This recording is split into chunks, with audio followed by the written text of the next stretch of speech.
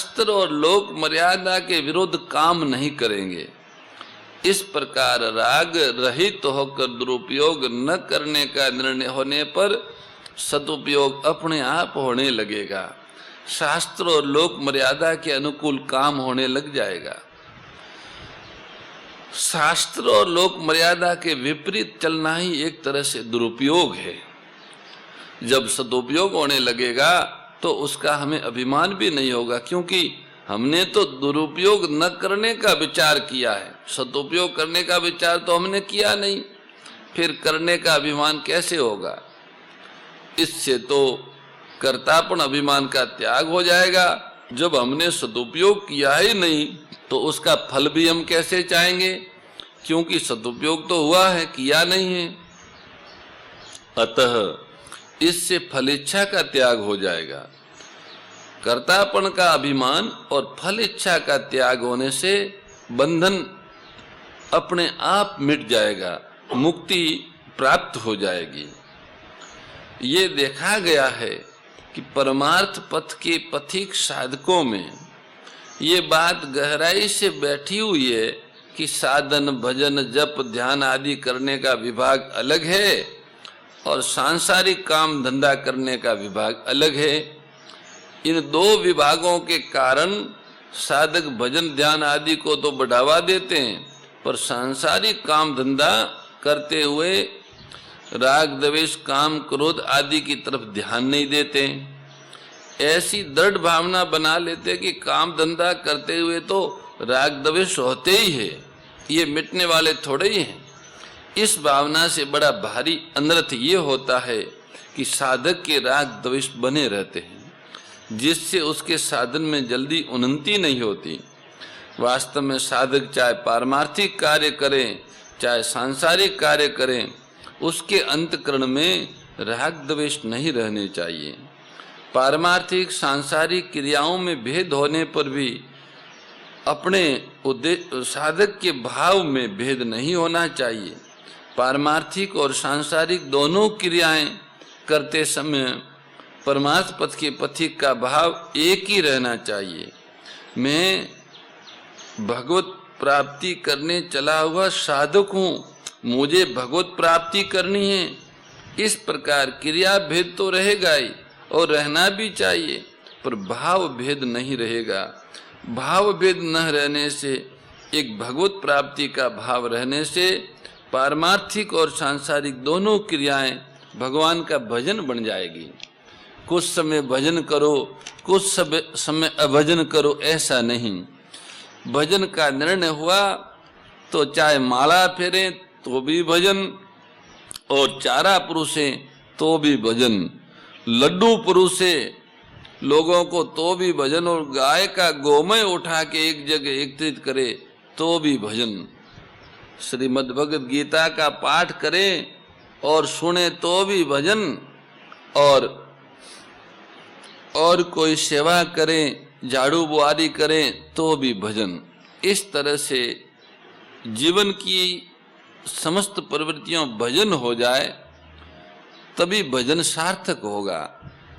भजन का मतलब सब कुछ कार्य भगवान के लिए करना है, भगवान की प्रसन्नता के लिए करना है, अपने लिए कुछ नहीं करना।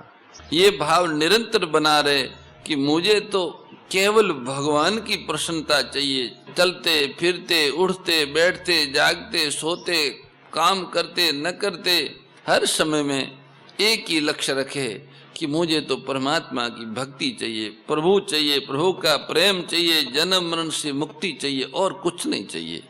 तो फिर सारे कार्य सारी प्रवृत्तियां भजन हो जाएगी। यद्यपि संसार बंधन का मूल कारण अज्ञान है, तथापि अज्ञान की अपेक्षा भी मनुष्य राग द्वेष रूपी द्वंद्व से संसार में ज्यादा फंसता है। किसी देश काल वस्तु व्यक्ति परिस्थिति आदि को अपने सुख दुख का कारण मानने से राग द्वेष पैदा होता है।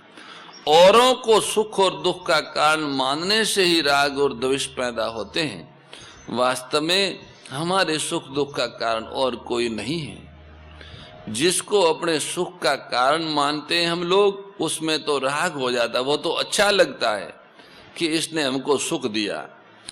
और जिसको अपने दुखों का कारण मानते हैं उससे द्वेष हो जाता है। अरे इसी ने हमको दुख दिया था।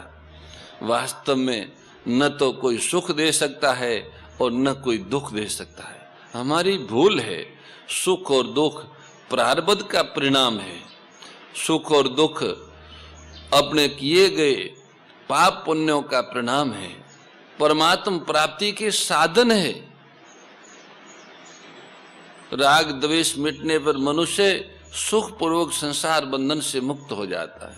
निर्द्वंदो ही महाबाहो सुखम बंधात प्रमोच्यते। पहले 13वें श्लोक में भी भगवान कह चुके कि तीनों गुणों से मोहित प्राणी मेरे को नहीं जानते। ऐसे मोहित प्राणी न संसार को जानते हैं न भगवान को। संसार में रचे पचे रहकर मनुष्य संसार को भी नहीं जान सकता और भगवान से दूर रहकर मनुष्य भगवान को भी नहीं जान सकता। वास्तव में संसार का ज्ञान संसार से अलग होने पर और भगवान का ज्ञान भगवान से एक होने पर ही होता है। संसार नहीं है, ये संसार का ज्ञान है। वास्तव में जो है ही नहीं, रहता ही नहीं, उसका ज्ञान कैसा? संसार है ऐसा मानना ही अज्ञान है। 27वें श्लोक में भगवान ने द्वंद्व मोह से मोहित होने वालों की बात बताई। अब आगे के 28वें श्लोक में द्वंद्व मोह से रहित होने वालों की बात बताते हैं। जो राग द्वेष से रहित है उनकी बात भगवान आगे बताते हैं। भगवान कहते हैं कि हे परंतु राग द्वेष से मोहित लोग मुझे नहीं जानते, बार बार जन्म मरण में पड़ते हैं, परंतु जिन पुण्य कर्मा मनुष्यों के पाप नष्ट हो गए वे द्वंद्व मोह से रहित हुए मनुष्य दृढ़वर्ती होकर मेरा भजन करते हैं। येषां तन्तगतं पापं जनानां पुण्य कर्मणां ते द्वंद्व मोह निर्मुक्ता भजन्ते माम दृढ़व्रता। येषां तन्तगतं पापं जनानां पुण्यम कर्मणां। द्वंद्व मोह से मोहित मनुष्य तो भजन नहीं करते और द्वंद्व मोह से मोहित नहीं है वे भजन करते हैं। तो भजन न करने वालों की अपेक्षा भजन करने वालों की विलक्षणता बताने के लिए यहाँ तू पद आया है। जिन मनुष्यों ने अपने को तो भगवत प्राप्ति करनी है इस उद्देश्य को पहचान लिया है, जिनको उद्देश्य की स्मृति आ गई है कि ये मनुष्य शरीर भोग भोगने के लिए नहीं है, भगवान की कृपा से केवल उनकी प्राप्ति के लिए ही मनुष्य शरीर मिला है, ऐसा जिनका दृढ़ निश्चय हो गया है वे मनुष्य ही पुण्य कर्मा है। तात्पर्य ये हुआ कि अपने एक निश्चय से जो शुद्धि होती है, पवित्रता आती है, वह यज्ञ दान तप आदि क्रियाओं से नहीं आती। कारण कि हमें तो एक भगवान की तरफ ही चलना है, ये निश्चय संयम में होता है और यज्ञ दान आदि क्रियाएं बाहर से होती हैं। अंतगतम पापम कहने का भाव यह है कि जब ये निश्चय हो गया कि मेरे को तो केवल भगवान की तरफ ही चलना है, तो इस निश्चय से भगवान की सम्मुखता होने से विमुखता चली गई, जिससे पापों की जड़ ही कट गई। क्योंकि भगवान से विमुखता ही पापों का खास कारण है। संतों ने कहा है कि डेढ़ ही पाप है और डेढ़ ही पुण्य है। भगवान से विमुख होना पूरा पाप है और दुर्गुण दुराचारों में लगना आधा पाप है। भगवान से विमुख होना पूरा का पूरा पाप है और दुर्गुण दुराचारों में लगना आधा पाप है, तो ये डेढ़ पाप हुआ। ऐसे ही भगवान के सम्मुख होना पूरा पुण्य है और सद्गुण सदाचारों में लगना आधा पुण्य है। ये डेढ़ पुण्य हुआ, डेढ़ ही पाप है और डेढ़ ही पुण्य है। तात्पर्य ये हुआ कि जब मनुष्य भगवान के सर्वथा शरण हो जाता है तब उसके पापों का अंत हो जाता है। दूसरा भाव यह है कि जिनका लक्ष्य केवल भगवान है वे ही पुण्य कर्मा है, क्योंकि भगवान का लक्ष्य होने पर सब पाप नष्ट हो जाते हैं। भगवान का लक्ष्य होने पर पुराने किसी संस्कार से पाप हो भी जाएगा तो भी वह रहेगा नहीं, क्योंकि हृदय में विराजमान भगवान उस पाप को नष्ट कर देते हैं। तीसरा भाव यह है कि मनुष्य सच्चे हृदय से ये दृढ़ निश्चय कर ले कि अब आगे मैं कभी पाप नहीं करूंगा, तो उसके पाप नहीं रहते हैं। ते द्वंद मोह निर्मुक्ता भजन्ते माम दृढ़व्रता।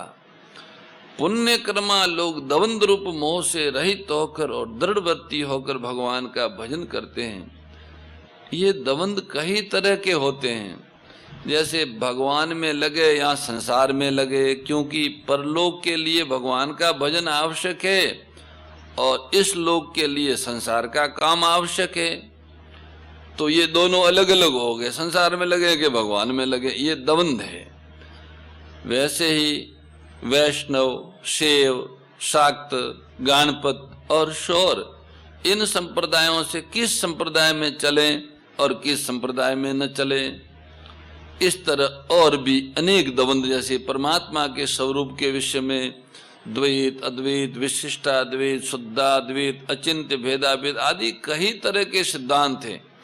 इनमें से किस सिद्धांत को स्वीकार करें और किस सिद्धांत को स्वीकार न करें।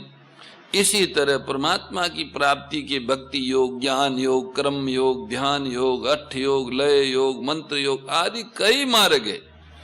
उनमें से किस मार्ग पर चलें और किस मार्ग पर न चलें। संसार में होने वाले अनुकूल, प्रतिकूल, हर्ष, शोक, ठीक, बेठीक, सुख, दुख, राग, द्वेष आदि सभी द्वंद है। ये सभी पारमार्थिक और सांसारिक द्वंद रूप मोह से मुक्त हुए मनुष्य, ऊपर कहे हुए जितने भी द्वंद है, इन सब द्वंद्वों से जो मुक्त हो गए हैं वे मनुष्य दृढ़व्रती होकर भगवान का भजन करते हैं। उनको तो भगवान और संसार दो दिखता ही नहीं है।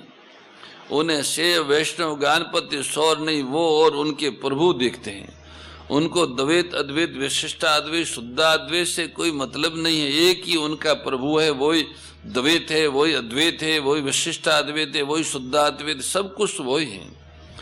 परमात्मा की प्राप्ति में भक्ति योग, कर्म योग, ज्ञान योग, ध्यान योग, अष्ट योग सभी मार्ग ठीक है, पर हमें तो उसी मार्ग पे चलना है जिससे हम चल सकें। जैसे हवाई जहाज से चलना भी ठीक है, रेल से चलना भी ठीक है, बस से चलना भी ठीक है, मोटर से चलना भी ठीक है, मोटरसाइकिल से, साइकिल से, पैदल। तो जिनके पास जो है वो वहीं से चले, वो औरों के द्वंद में न पड़े। संसार में जो भी सुख दुख, अनुकूलता प्रतिकूलता आती है वह वास्तव में सब साधन सामग्री है, कोई उसमें बाधा नहीं है। उसको सबको साधन स्वीकार करते हुए आगे बढ़े, अपने लक्ष्य से विचलित न हो, चाहे मान हो, अपमान हो, सुख हो, दुख हो, कोई आवे कोई जाए, कोई जन्मे कोई मृत्यु को प्राप्त हो, पर हमें हमारा लक्ष्य नहीं छोड़ना। बीमारी हो, स्वस्थ हो, अपने लक्ष्य पे सुदृढ़ रहना है। मनुष्य का एक ही पारमार्थिक उद्देश्य हो जाए तो पारमार्थिक और सांसारिक सभी द्वंद अपने आप मिट जाते हैं। पारमार्थिक उद्देश्य वाले साधक अपनी अपनी रुचि, योग्यता और श्रद्धा विश्वास के अनुसार अपने अपने इष्ट को सगुण माने, साकार माने, निर्गुण माने, निराकार माने, दो भुज वाले माने, चार भुज वाले माने अथवा 1000 भुज वाले माने, कैसे ही माने, पर संसार की विमुखता में और परमात्मा की सम्मुखता में वे सभी एक है। उपासना की पद्धतियां भिन्न भिन्न होने पर भी लक्ष्य सबका एक होने से कोई भी पद्धति छोटी या बड़ी नहीं है। जिस साधक का जिस पद्धति में श्रद्धा विश्वास हो जाए उसके लिए वही पद्धति श्रेष्ठ है और उसको उसी पद्धति का अनुसरण करना चाहिए। परंतु दूसरों की पद्धति या निष्ठा की निंदा करना, उसको 2 नंबर का मानना दोष है।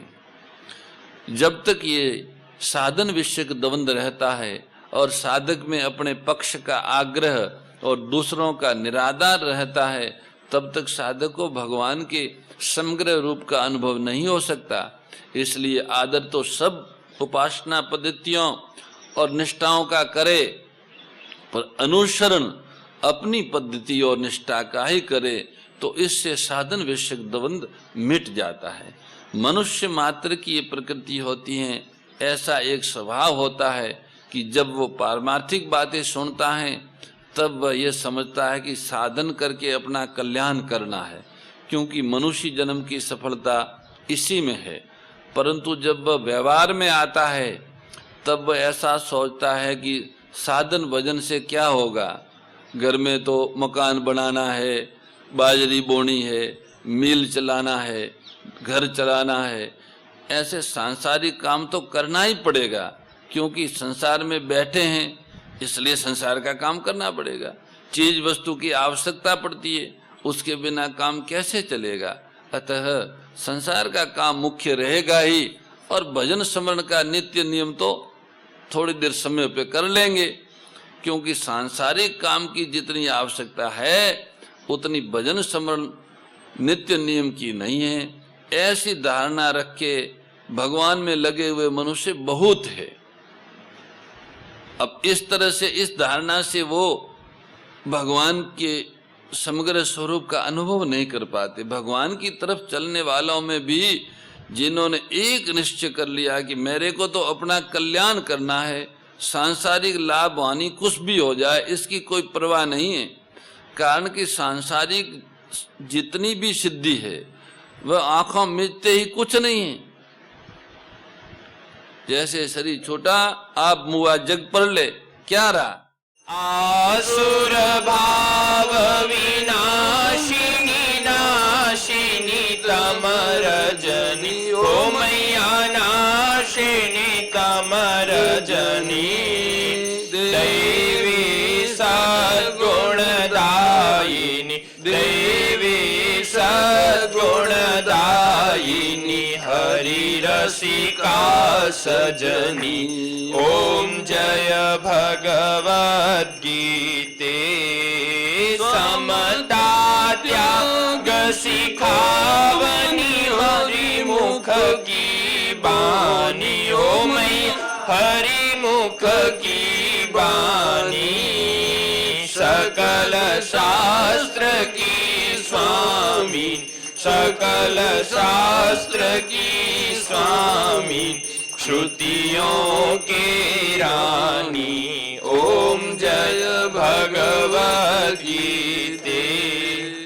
परम श्रद्धेय गौरीशी स्वामी श्री दत्त शरणानंद जी महाराज की प्रेरणा व मार्गदर्शन में विश्व के सबसे बड़े गौ सेवा संस्थान श्री गोधाम महातीर्थ पथमेड़ा द्वारा संरक्षित लाखों बीमार, विकलांग, वृद्ध एवं अशक्त गोवंश वेद लक्षणा गोमाता की सेवा के साथ साथ भारतीय गोवंश का संरक्षण, संपोषण, संवर्धन एवं उनसे प्राप्त पंचगव्यों का परिष्करण व विनियोग करना, घर घर गोपालन, गो अभ्यारण्य, घास चारा उत्पादन हेतु गोचर भूमि का विकास, गोपालन लोक संस्कृति के पुनर्जागरण हेतु वेद लक्षणा गो महिमा का प्रचार प्रसार करना तथा गोपालक किसानों के स्वावलंबन हेतु गो कृषि अन्न एवं गो दुग्धान का गुणवत्ता युक्त बाजार तैयार करना श्री गोधाम महातीर्थ का पावन उद्देश्य है। आप सभी दानदाता श्री गोधाम महातीर्थ पथमेड़ा द्वारा संचालित गो सेवा महाअभियान में बढ़ चढ़कर सहयोग कर